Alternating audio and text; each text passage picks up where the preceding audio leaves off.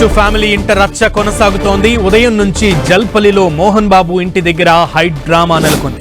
మనోజ్ బౌన్సర్లను బయటకు పంపించేశారు మోహన్ బాబు బౌన్సర్లు. దీంతో కాసేపు అక్కడ ఉద్రిక్త వాతావరణం ఏర్పడింది.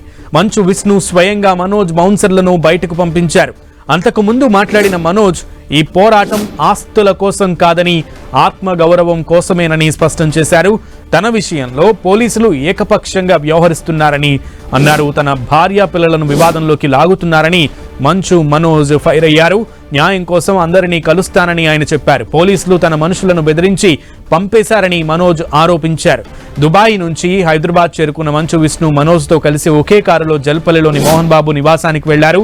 ఫ్యామిలీ సమస్యలపై మనోజ్ విష్ణు చర్చించినట్లు తెలుస్తోంది.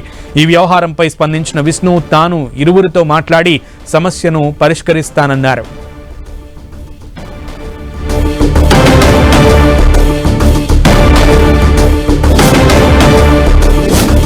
మంచు ఇంట వివాదం తారాస్థాయికి చేరుకుంటున్నటువంటి పరిస్థితి కనబడుతోంది. వివాదం ముదురుతోంది. మంచు విష్ణు వచ్చిన తర్వాత ఒక క్లారిటీ వస్తుంది, లేదా ఈ వివాదానికి ఒక తెరపడుతుంది అని అనుకున్నప్పటికీ వివాదం ఇంకా కొనసాగుతున్నటువంటి పరిస్థితి కనబడుతోంది.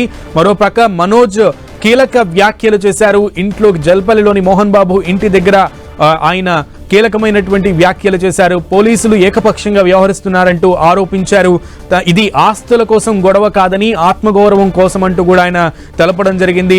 తన బిడ్డలు ఇంట్లో ఉన్నప్పుడు తన బిడ్డల ముందు అగౌరవపరిచారని, అలాగే దాడి చేశారని మనోజ్ తెలపడం చూశాం.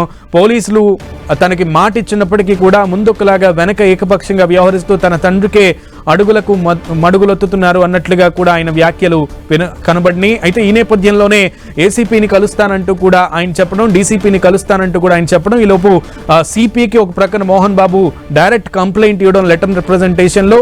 ఈ నేపథ్యంలోనే వివాదం అంతా కూడా పోలీస్ స్టేషన్ దగ్గర తిరుగుతున్నటువంటి పరిస్థితి కనబడుతోంది.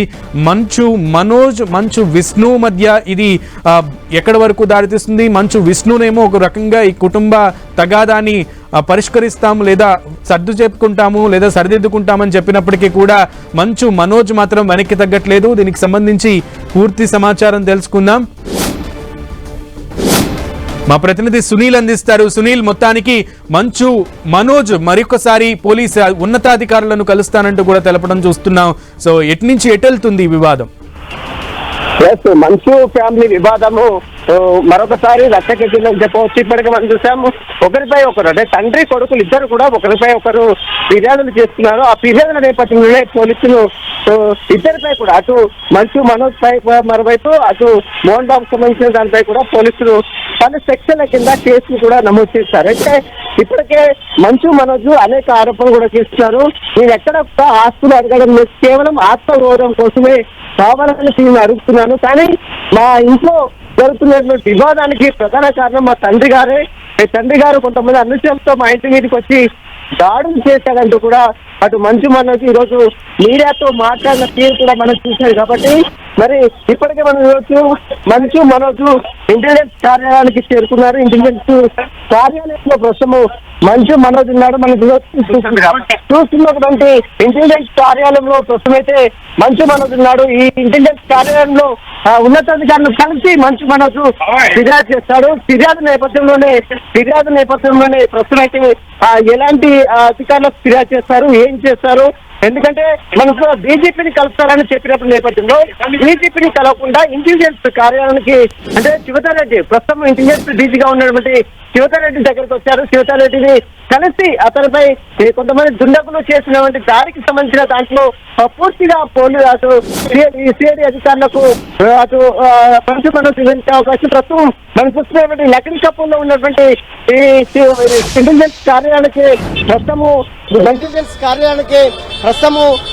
మనోజ్ చేరుకున్నారు. ఉన్నతాధికారిని కలిసి మనోజ్ ఇక్కడ ఫిర్యాదు కూడా చేసే అవకాశం. ఇప్పటికే మనం చూసాం, అటు మోహన్ బాబు ఇచ్చిన ఫిర్యాదు మేరకు, మరోవైపు మనోజ్ ఇచ్చిన ఫిర్యాదు మేరకు పలు సెక్షన్ల కింద అటు పాడి షరీఫ్ పోలీసులు కూడా కేసు నమోదు చేసిన తీరు కూడా మనం చూసాం. అయితే ఈ వివాదానికి గల మొత్తం ప్రధాన కారణము ఆస్తి తగాదాలే ఈ యొక్క వివాదానికి ప్రధాన కారణమా, లేదు ఇదంతా కూడా ఆస్తి తగాదా కాదు, తనకు ఎలాంటి ఆస్తులొద్దు, తన కాళ్ళ మీద తాను బ్రతుకుతున్నాను, కానీ ఇదంతా కూడా కేవలం తన ఆత్మగౌరవం కోసమే పోరాటం చేస్తున్నట్లు కూడా ఇప్పటికే మంచు మనోజ్ ఈరోజు మీడియాతో మాట్లాడిన తీరు కూడా మనం చూసాం.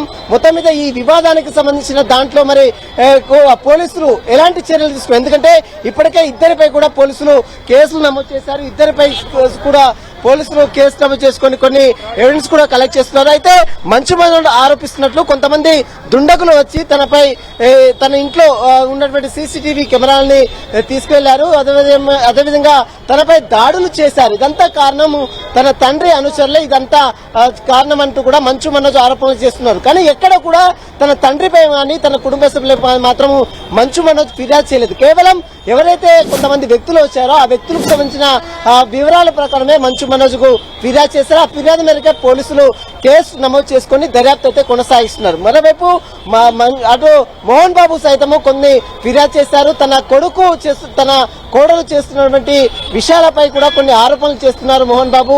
అతను కూడా నిన్న రాచకొండ పోలీస్ కమిషనర్ సుధీర్ బాబుకి ఒక లేఖను కూడా రాయడం జరిగింది. ఆ లేఖలో అనేక అంశాలు కూడా పొందుపరిచారు. మంచు మనోజ్ సంబంధించినటువంటి తన భూమా మౌనిక సంబంధించిన అనుచరులు వచ్చి దాడులు చేశారంటూ కూడా మరోవైపు అటు మోహన్ బాబు చెప్తున్నారు. అయితే ఒకరిపై ఒకరు అటు తండ్రి కొడుకులు ఒకరిపై ఒకరు పరస్పరం ఆరోపణలు చేసుకుంటున్న నేపథ్యంలో ఇద్దరికి సంబంధించిన విషయంలో పోలీసులు ఇప్పటికే కేసు నమోదు చేసుకున్నారు. ఇప్పటికే మనం చూసుకోవచ్చు తెలంగాణ ఇంటెలిజెన్స్ కార్యాలయానికి మంచు మనోజ్ చేరుకొని అధికారులకు ఫిర్యాదు చేస్తున్నారు.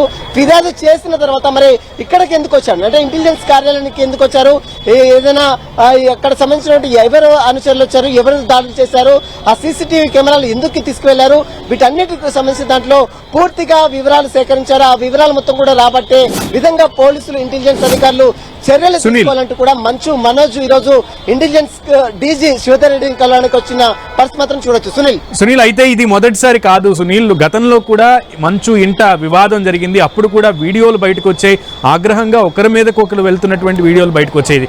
అప్పటితో ఆ వివాదం ఒకరోజు వచ్చింది, ఒకరోజు ఈ వివాదం జరిగిన తర్వాత సద్దుమణిగిందని అనుకున్నప్పటికీ ఇప్పుడు అది కంటిన్యూస్ అవుతుందనే అనుకోవాలి. సో ఇదే కంటిన్యూస్ అవుతుందని చెప్తున్నారా? మనోజ్ ఏం చెప్తున్నారు? ఖచ్చితంగా కంటిన్యూ అవుతుంది, ఎందుకంటే ఈ వివాదం ఇప్పటిది కాదు. గత 6 నెలల క్రితము 1 year బ్యాక్ కూడా కొన్ని వీడియోస్ ఇద్దరు కొట్టుకొని ఒకరిపై ఒకరు చేసుకున్నటువంటి వీడియోలు కూడా వచ్చాయి. తర్వాత వాటన్నిటి కూడా కొంత మేనేజ్ చేసే ప్రయత్నం అటు మంచు మనోజ్ చేశాడు. మరోవైపు మంచు విష్ణు మా అసోసియేషన్ ప్రెసిడెంట్ గా ఉన్నాడు కాబట్టి అతను చేశాడు. మోహన్ బాబు కూడా దీన్ని ఖండించాడు. కానీ ఆ వివాదం అనేది ఇప్పుడు మనం చూస్తున్నటువంటి కేసులను బట్టి చూస్తే ఆ వివాదం అనేది చాలా ముదిరిందనే చెప్పవచ్చు. ప్రస్తుతం ఈ వివాదానికి సంబంధించి ఒకరిపై ఒకరు పాడిచేరి పోలీసులకు ఫిర్యాదు చేస్తున్నాడు. రాచకొండ కమిషనర్ కి ఇప్పటికే మోహన్ బాబు ఒక లేఖను కూడా రాసిన తీరు కూడా మనం చూస్తాం. ఈ లేఖ సారాంశంలో అనేక అంశాలు కూడా ఆ లేఖలో ప్రస్తావించారు. కొంతమంది అనుచరులు వచ్చి తనపై దాడులు చేసే ప్రయత్నం చేశారు. ఇదంతా కూడా అతను మంచు మనోజ్ తో పాటు భూమా మౌనిక సంబంధించినటువంటి అనుచరులు ఇదంతా చేశారు.